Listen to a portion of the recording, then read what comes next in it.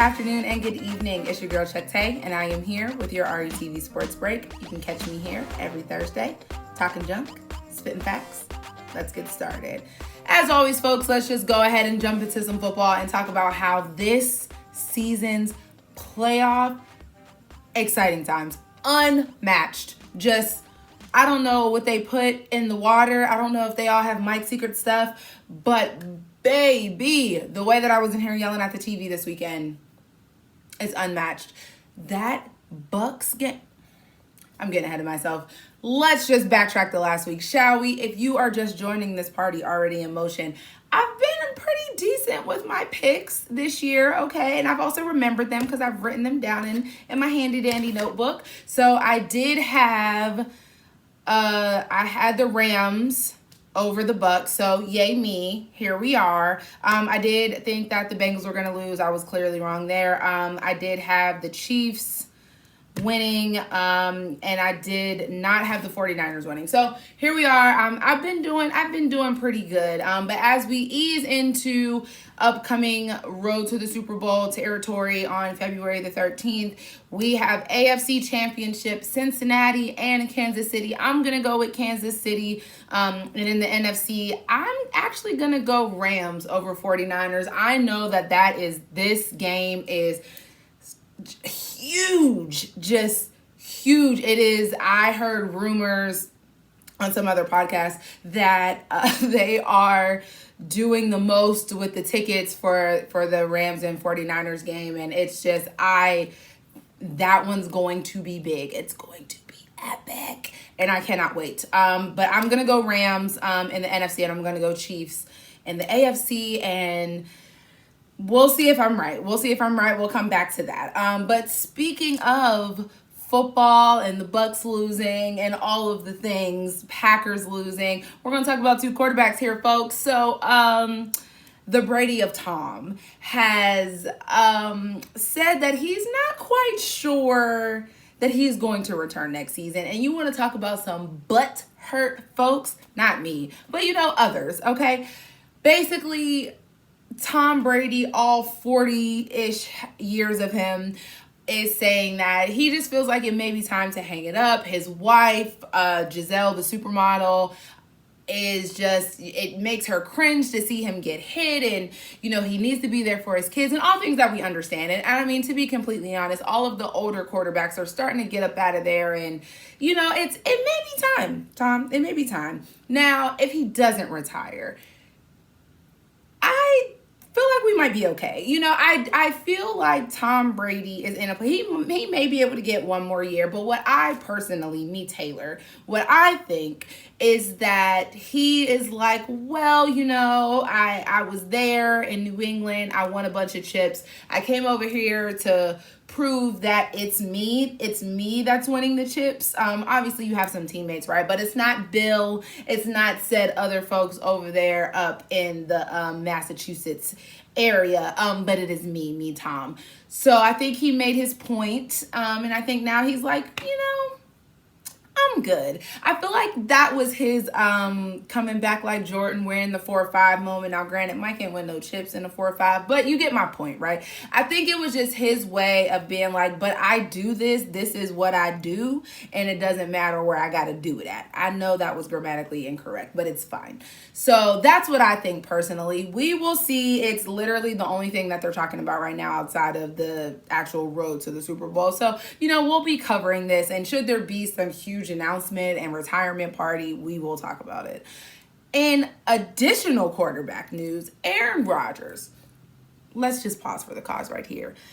Did I have the Packers winning over the weekend? I did. For no real reason other than the father of my children enjoys the Packers, so sure. But other than that, I didn't really care. The way that Aaron Rodgers has been acting for the last year, at first when it was like, oh, he's not showing up for camp, did I agree with it? No, because, if you know anything about me, I just feel like if anybody else doesn't show up for work, they lose their job. And, he just got a fine and he still got to play and all of the things. So I don't agree with him like not showing up. Do I also agree that there were some things that were probably ticking him off? Sure, because he's human, right? But that whole COVID and the vaccine and just all the other things that happened once he did join society and like actually do his job, I feel like a loss is what you needed. Like it was just what you needed, Aaron. And now they're trying to say, oh, we don't know if he's gonna come back to Green Bay. We do not care. I mean, somebody cares, right? It's not me though. Because again, I feel like we are falling into a very bad stigma with athletes, especially with athletes. And this part of the conversation will circle back here in like 3 minutes. But we're getting into this very bad stigma with athletes of rewarding bad behavior. Again, I say, a normal person, me, Taylor, if I don't show up for work because somebody ticked me off, first of all, I would like never work because anyway, I would lose my job. They would be like, nah, sis, a no call, no show, we're going to get you up out of here.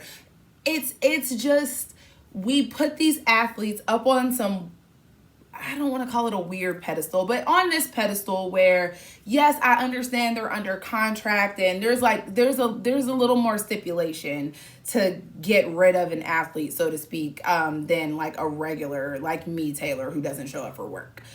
But just like they're clearly not, they don't care about this money. They don't care about the money that they are being fined for not coming to work, for not doing the protocols, all of those things. So, Aaron Rodgers, I don't really care. Me, Taylor, I don't care if you leave Green Bay. Do I feel like, number one, do I feel like there needs to be some huge bidding war for him at present? Solely based on his behavior? No, I do not. Is that going to be what happens? Probably. But also, as I was, just listening to ESPN in the background while I was doing my job, a couple good points were made into the effect of Aaron Rodgers doesn't really get a say in where he goes because he is under contract. So will some of these other teams be trying to put together packages to present to Green Bay and say, hey, if you give me him, we'll give you this? Sure, but like, do y'all really have it though? Do these other teams really have the collateral to make these kind of trades? I don't know. What do you give Green Bay for an Aaron Rodgers? Like, what can you come to the table with? It really reminds me of that movie Draft Day with Kevin Costner and how he had like all these things in his back pocket so that he could get Chadwick Boseman and like the other two players that he really wanted, and not that silly quarterback because he was silly. Nevertheless, I'm getting off topic. So I just don't know. Like, this is news, right? Because he's being Aaron Rodgers at this point and just being really weird. But if these teams don't come on with it, like Aaron Rodgers doesn't get up and say, F that contract. You don't have that kind of power. You don't have that kind of power, sis. So how about you just sit back and let's just let the chips fall where they may? Because also, should a team come with some grand package for Green Bay, all they have to do is say yes, and you still don't get to say so. So how about you just pop a squat, Jack? Anyway. Now, remember I said that we were going to circle back to rewarding athletes for their poor behavior. So he who shall not be named is back. And again, if you're joining this party already in motion, Antonio Brown is somebody that I really do not like to discuss, but he just continues to do things where it makes the job, this one here, that I have to discuss it. And what has come out, according to Bleacher Report in the last couple of days, is that prior to Equipment Gate, I don't know, whatever he did in the end zone and being Aaron and whatever he was doing when he left the game in the middle of said game, he was offered money to get mental health treatment that he refused. I have several qualms with this. One, I do applaud the Bucks for saying, hey sis, let us help you get some help. I feel like that's admirable to go ahead and like try to proactively get him some help, even give him the money for money that he didn't need because he's a superstar athlete. Like, he has the skrill for that. But I digress. I applaud the Bucks organization for trying to get him help, for attempting to really care about their players outside of the stats that they are putting up on the board. Now for him, again, I say, you didn't need that money. You didn't need the money. You have your own money, and you like don't even have the wherewithal to understand that somebody, even if it was just one person, cared about you enough to say, we want to get you help. Really, probably so you could keep your job, and you didn't do the thing that you ended up doing, which caused you to lose your job in the first place. Make it make sense. Make it make sense, because I do not understand. I do not get it. And I'm done spinning this narrative of, oh, we have to get him help. He refused the help. He's grown. He knows what he's doing, because his response to it is, I have mental wealth. What? You have what? What do you have? First of all, my neck is getting hot just thinking about this. When I read that, I was just like, you know what? Because this is exactly what I mean. We, for too long, and when I say we, I really mean y'all, because I was done with him a couple years ago. But people, society, has rewarded his piss poor behavior for entirely too long. And this is why he acts like this. Now, do I think that there is something that needs to be worked out with him? I absolutely do. Do I know that he's not going to? He's not. And as long as these teams keep going out of their way to grab him and put him on the roster and get him playing points and letting him pad his stats, he's not going to get the help. He's just not. And it's like all of these athletes, like I say all the time, Kyrie not showing up for practice, James Harden not showing up for practice, Kyrie and this whole vaccine protocol, whatever, all of the things, like all of that stuff that has transpired over the last couple of years, like they do not care about the money. And I genuinely understand how contracts work. Like, I really do. I get it. And there are things that it's not that easy. It's like you say, oh, I broke up with my boyfriend. That's easy. You can't be like, oh, I left my husband. Like, you married. There's like other things that need to happen. It's not quite that simple. Like, I get it. I really understand. But something needs to be done, because allowing these players to act like this and thinking, oh, we're going to show them because we took some money. No, because endorsements, like, they probably made that money up with the last commercial that ran. Like, it's not, again, I say my neck is getting hot.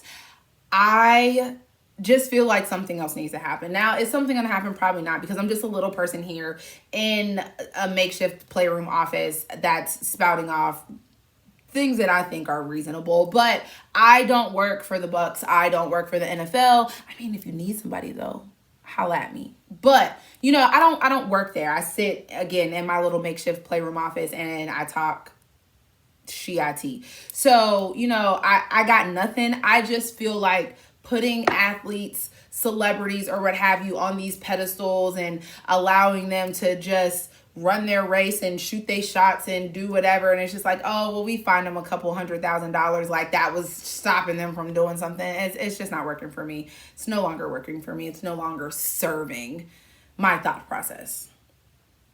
Anyway, in a little bit of obscure news, I'm going to preface this with, I don't really know anything about betting. I try to look it up. I'm honestly not really that good at math. So, like, I don't even try. You know, I know how to budget my paycheck, and that's about as far as we need to go for math with me. But nevertheless, in obscure betting news, the people who were betting, I don't even know what the exact terminology is, but basically all these people had bets on the Jazz and the Suns game that happened the other day. And the stat line incorrectly gave Chris Paul an assist that should have gone to Mikal Bridges. And the girls were upset, okay? They were so upset, in fact, that they caused a ruckus. And due to all of the kerfuffle, that all of their comments and emails and calls and whoever it was they were reaching out to, the NBA went back, watched the tapes, and changed the stat lines because these people were losing money because the stat line was wrong on an assist. And I just think that that's the funniest thing. Like, I don't know anything about betting. I know that I don't play about my money. So I'm not like totally upset about this, because if I was going to lose some money off of an assist that I know was incorrectly placed, I would probably be going up for it too. But I just think that that is hilarious that I opened up an ESPN app and one of the top stories was the fact that these gamblers were able to get the NBA to go back and review tape and change the overall stat line. I just thought that that was hilarious and really just wanted it to use as my transition into NBA so that we can talk about, when I say we, obviously I mean me, talk about that today, on this day, the day in which I am talking to my iPad, the day prior to the day that you're probably watching this, is the 2-year anniversary of the day that society and the world lost Kobe Bryant, Gianna Bryant, and 8 others in the helicopter crash that happened. I cannot believe that that was 2 years ago. I know exactly to the minute what I was doing when I found out that that happened. And I have never personally cried over a death of a person that I did not actually know the way that I cried when it was confirmed that not only Kobe Bryant had passed away, but also his daughter, as a mother, as just a lover of basketball. That one hit me. I'm getting a little Thug Misty up in here now. But of course, we could not let it pass without acknowledging that this was the anniversary of said death. And every day, any day that I see specifically Vanessa Bryant on my Instagram feed, on the internet, for whatever reason, on TV, it's just like, I do not know how that woman is functioning. Because if it were me, you would have you in the bed still 2 years later. In the bed, okay? So I just always applaud her for her strength and all of the things. And of course, we always, as always, keep those other families in prayer that lost their loved ones in that crash. And just, remember Kobe Bryant as, for me, so like a little anecdote, I guess, when, we all find out that he passed, the helicopter crash, all of the things, my family group chat is going off, and it's like me and my siblings and like my mom, and my dad. And so it's like all of us, my aunts or whatever. And like my aunts and all of them, they're going off, and me and my brothers are just like not saying anything. We're not responding, or anything. And then finally somebody talks to one of my brothers, and my dad goes, why are they so upset? Like, me and my brothers, like, we legit it was not a good time. And he's just like, I get it, it's sad, but like, why are they so upset? And my mom's like, because that's their Kobe Bryant. Now I'm 30. And me and my siblings, we're all like in our 30s, or at least very, very close to it. And she's right. Obviously we know who Michael Jordan is, and I've seen some Michael Jordan, but I grew up watching Kobe Bryant. I grew up watching Allen Iverson.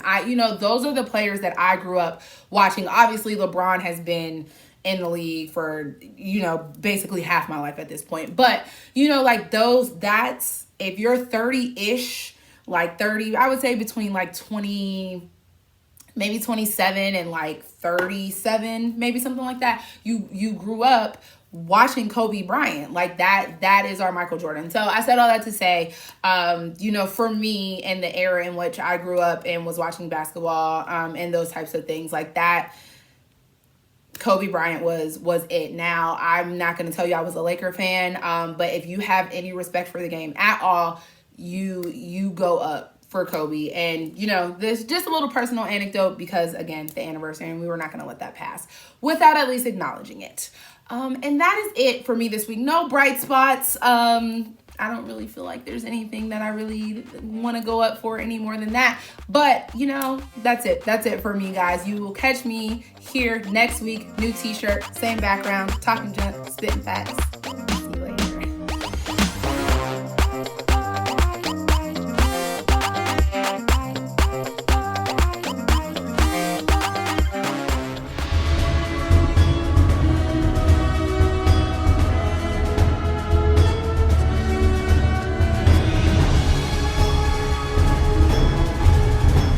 This is Tyron and Nicole with your weekly RETV News Break. Each Thursday at 12 noon Eastern, we'll come to you with the latest news, trends, and more with a positive spin. We know there's a lot of positive news that doesn't get reported, but we want to give you the opportunity to share your story here on RETV. If you have a positive news story you want us to share, you can submit your story to news@re-tv.net. Don't forget to subscribe to the Relationship Entertainment Television YouTube channel. Download the new RETV Live app on your mobile device and follow Relationship Entertainment Television on your favorite social media platform.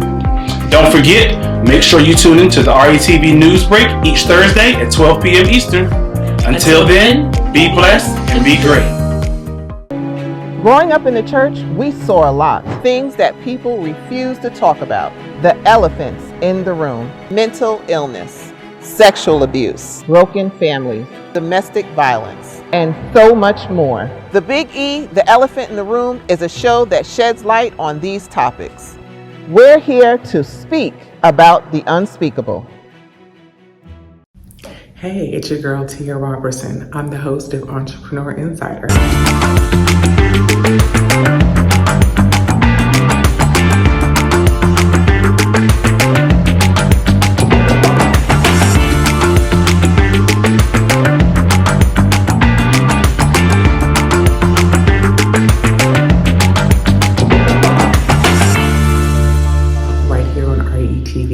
Every Thursday at 6 p.m. Eastern for entrepreneurs and news that you need to know about. See you there.